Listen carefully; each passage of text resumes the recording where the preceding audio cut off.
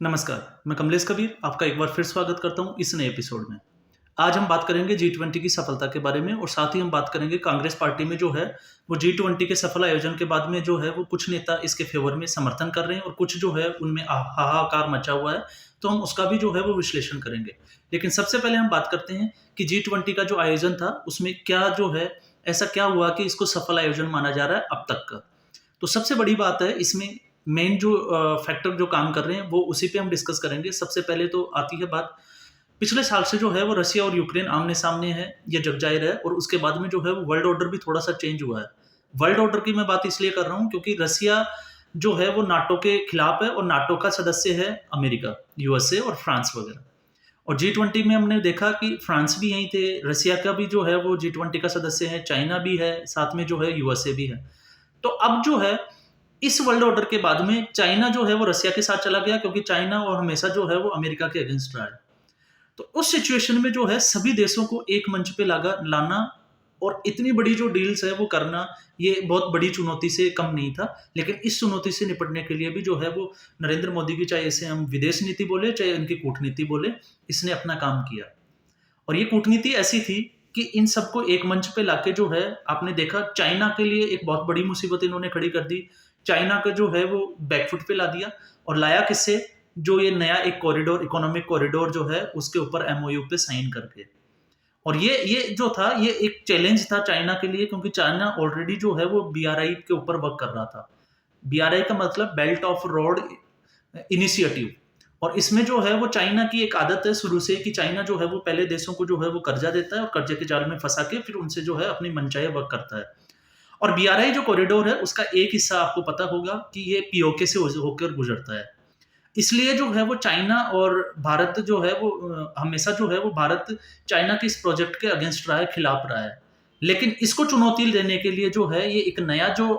अभी हम बात कर रहे थे इकोनॉमिक कॉरिडोर, जो इंडिया ने जो है वो यूरोप तक, पश्चिमी देशों तक जिसकी बात की, और वो जो चाइना जो है वो रोड पे वर्क कर रहा है, लेकिन भारत जो है वो जहाज और इसके साथ में जो है वो रेल मार्ग के ऊपर वर्क करेगा। तो ये एक जो है वो चाइना के लिए बहुत बड़ी जो है वो जिसको कहते हैं कि वैश्विक स्तर के ऊपर चाइना जो है वो इन दोस्तों देशों का इस्तेमाल कर रहा था, तो उसके लिए जो है एक जिसको कहते हैं कि एक गाल पे तमाचा मारने वाली सिचुएशन थी और ये इंडिया ने करके दिखाया। ये सफल हुआ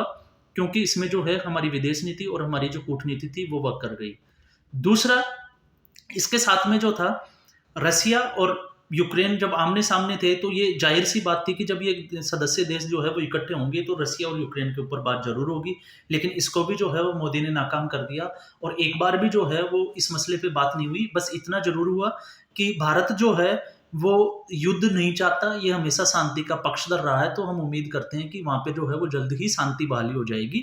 तो ये एक बहुत बड़ी बात थी जो इसमें निकल के आई। अब बात करते हैं इसके अलावा जो है इस आयोजन को सफल इसलिए माना जा रहा है, आपने देखा होगा यूएसए के जो प्रेसिडेंट थे उनका भी ट्वीट आया, इसके बाद में इटली के जो राष्ट्राध्यक्ष थे उनका भी आया, फ्रांस के जो इमानुएल मैक्रों थे उनसे भी बात हुई। हालाँकि इसमें थोड़ा-सा जो कंट्रोवर्सी थी वो कनाडा के जो प्रधानमंत्री थे जस्टिन ट्रूडो, उनके साथ में जो है वो खालिस्तान को लेके चर्चा हुई और खालिस्तान के मुद्दे में जो है वो जस्टिन ट्रूडो ने जो है वो गोलमोल सा जवाब दिया क्योंकि उन्होंने बोला कि हम लोग जो है वो स्वतंत्रता की जो आज़ादी है, अपनी अभिव्यक्ति की जो आज़ादी है, उसके ऊपर हम जो है वो अटैक नहीं करेंगे। और ये इसलिए हुआ क्योंकि हमने देखा है कि पिछले कुछ समय से जो है वो कनाडा में जो हिंदू मंदिर है, उनके ऊपर जो है वो खालिस्तान के नारे लिखे गए, तोड़-फोड़ की गई, तो उसके लेके जो है वो प्रधानमंत्री मोदी ने ये मुद्दा उठाया था। और इसके साथ में जो है आप देखोगे ओवरऑल अगर हम देखें तो द्विपक्षीय वार्ताएँ और ये देखो आप हर किसी देश के साथ में जो है वो प्रधानमंत्री की जो केमिस्ट्री देखने को मिली, द्विपक्षीय वार्ताएँ हुई। तो द्विपक्षीय जो वार्ताएँ होती है वो किसी न किसी देश को, चाहे वो फॉरेन इन्वेस्टमेंट हो, चाहे किसी प्रोजेक्ट को लेके हो, चाहे फ्रांस के साथ में वो जो है वो वेपन्स की डील को हो, तो ये तमाम तरह की जो चीज़ें थी, इनके ऊपर जो है इन मुद्दों पे बात हुई। और साथ में एक बहुत बड़ी बात ये थी कि पूरे जो 2 दिन का जो विजुअल्स निकल के आए, वीडियो फुटेज और जो फ़ोटोज़ निकल के आए, उसमें जो प्रधानमंत्री की जो केमिस्ट्री थी, आपने देखा होगा एक-दूसरे का गले लगना, उनका वेलकम करना, एक-दूसरे के साथ में हँसी-मज़ाक करना। और आपने ये भी देखा कि ब्रिटेन के जो प्रधानमंत्री थे ऋषि सुनक, वो जो है वो नंगे पैर बैठे हैं और हसीना शेख जो बांग्लादेश की प्रधानमंत्री है उनके साथ में उनसे बातें कर रहे हैं। तो ये जो वीडियो फुटेज आए, इससे जो है लोगों के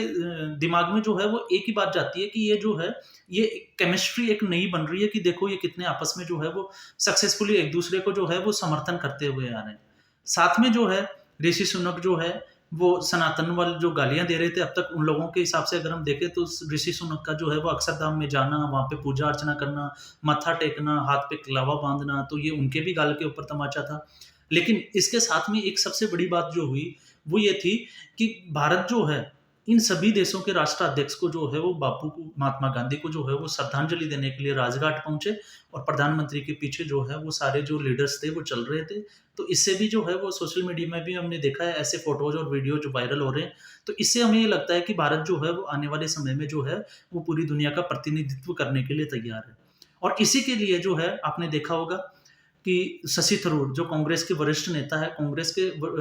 शशि थरूर का हम स्टेटमेंट देखें तो उनका कहना है कि हमें लग रहा था कि ये कामयाब नहीं होगा, लेकिन G20 का जो आयोजन था ये सफल रहा, और इसका जो क्रेडिट है वो अमिताभ कांत कौन है, हम उस पर भी बात कर लेते हैं।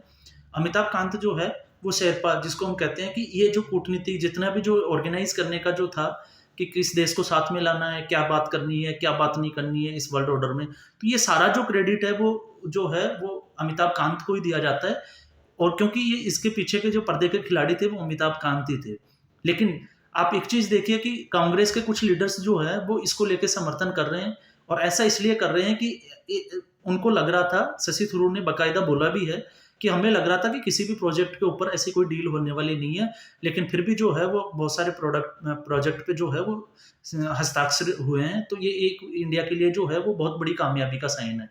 एक साथ में जो है इसमें सबसे बड़ी बात जो थी वो ये थी कि भारत के प्रयासों से ही आपने देखा होगा पिछले कुछ सालों से हमने देखे हैं, कुछ महीनों से जो है प्रधानमंत्री मोदी जो है वो अफ्रीकन कंट्रीज की जो है वो यात्रा कर रहे हैं,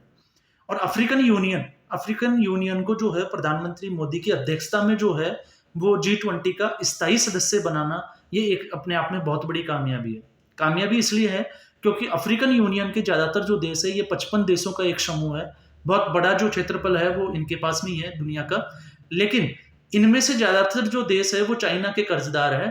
तो उन देशों को वहां से लेके आना ये एक बहुत बड़ी बात है, इसलिए जो है इसको कामयाब माना जा रहा है कि अफ्रीकी यूनियन जो है वो वहां से छूट टूट के जो है वो G20 में भारत के साथ आना चाह रहा था। और उसके बाद में आपने देखा होगा वीडियोस फुटेज भी आए थे, प्रधानमंत्री का गले लगना, उनका चेयर तक जो है वो जयशंकर का पहुंचाना, तो वो सारी चीजें हमने देखी। अब साथ में जो है कल से हमने ये भी सुनने को मिल रहा है, जो इटली जो है वो BRI कॉरिडोर का जो है वो हिस्सा वो करता था, लेकिन अब जो है वो उससे बाहर निकलना चाह रहा है, मतलब वो उस डील को जो है वो चाइना के साथ रद्द करना चाहता है। तो ये जो थे ये इसके कामयाबी के जो थे वो कुछ साइन थे, और उसको लेके जो है वो कांग्रेस पार्टी में भी हम बात करेंगे, क्योंकि ये अभी हमने कामयाबी की बात की, अब बात करेंगे हम जो है कांग्रेस पार्टी में दो फाड़। कांग्रेस पार्टी में दो फाड़ कैसे होगी, क्योंकि कुछ लीडर्स जो है वो हमेशा जो है वो मोदी विरोध के लिए जो है वो कमियां ढूंढने में लग जाते हैं। आपने देखा होगा राहुल गांधी विदेश में बैठे हैं, और ये विदेश में उनको जो है इस G20 के ऊपर कुछ कमेंट करने के लिए जो है एक मंच चाहिए था, और ऐसी सिचुएशन में वो हमेशा जो है वो आउट ऑफ कंट्री रहते हैं। और आप देखिएगा चाइना को लेके वो जो है क्या स्टेटमेंट उनका आया है, जैसे लगता है कि चाइना के साथ उनका कोई MOU साइन है, और लगातार जो है बीजेपी इसको मुद्दा भी उठाती है। और चाइना भी यहाँ नहीं थी, और कांग्रेस के राहुल गांधी भी यहाँ नहीं थे, इसलिए सोशल मीडिया में ये भी बहुत ज्यादा ट्रोल कर रहा है। लेकिन खैर इसमें तो ये हमारा काम नहीं है, क्योंकि सोशल मीडिया पे ट्रोलिंग चलती रहती है।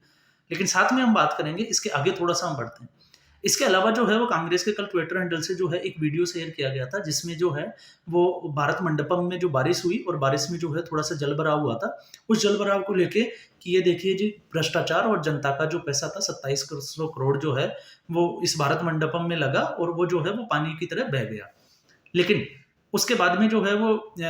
PBI की जो थी वो एक रिपोर्ट आई, और उसमें जो है PBI ने क्लियर किया कि ये जो है वो एक झूठा नैरेटिव चलाया जा रहा है, क्योंकि ये पूरी रात जो बारिश हुई थी उसकी वजह से जो है वो पानी इकट्ठा हुआ था। लेकिन यहाँ पे ऐसी फैसिलिटीज हमने पहले ही रखी हुई थी, जनरेटर वगैरह, तो हमने इसको जो है वो बहुत जल्दी जो है बहुत कम समय में इसको हमने साफ कर दिया, और सुबह ऐसा लगा ही नहीं कि यहाँ पे बारिश हो। तो ये जो है ये कांग्रेस का हमेशा से एजेंडा रहता है कि ऐसे किसी ओकेजन पे जो है वो इसके बाद में वो ऐसी कमियां, और कई बार तो हमने ये भी देखा है कि वो झूठे वीडियो भी डाल देते हैं जिनका कोई उससे वास्तविकता से कोई लिंक नहीं होता। और ये चाहे रणदीप सुरजेवाला का आप ट्वीट उठा के देख लो, या कांग्रेस के और भी लीडर, कमलनाथ ने तो यहाँ तक कहा कि G20 का जो जी है वो गंदगी से है।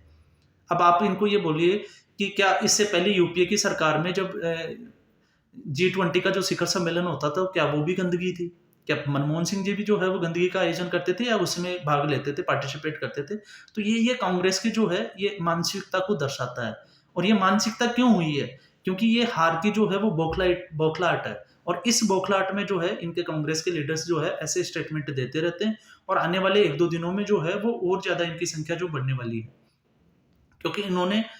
पहले हमने देखा कि सनातन के ऊपर जो है स्टेटमेंट आया, लेकिन कांग्रेस अभी तक चुप है, उसके ऊपर कोई स्टेटमेंट नहीं है कि कांग्रेस किसके साथ है। लेकिन जैसे ही इलेक्शन आएगा फिर वो मंदिर-मंदिर घूमेंगे, फिर जनेऊदारी जो हिंदू है, वो अपने आप को बताने लग जाएँगे, तो ये सारे प्रयास चलेंगे। तो इसमें ओवरऑल अगर हम देखें, तो G20 ये भारत की एक लीडरशिप को दर्शाता है। आने वाले समय में भारत जो है वो कौन-सी ऊँचाइयों को छुएगा, ये एक जिसको कहते हैं कि उसके लिए एक आगाज़ मात्र था, और इसके बाद में जो है इसका समापन हुआ, और समापन में जो है इसकी जो बैटल थी वो ब्राज़ील के हाथों में सौंप दी गई, क्योंकि अगला जो G20 का जो सम्मेलन होगा वो ब्राज़ील में होगा, ब्राज़ील उसकी अध्यक्षता करेगा।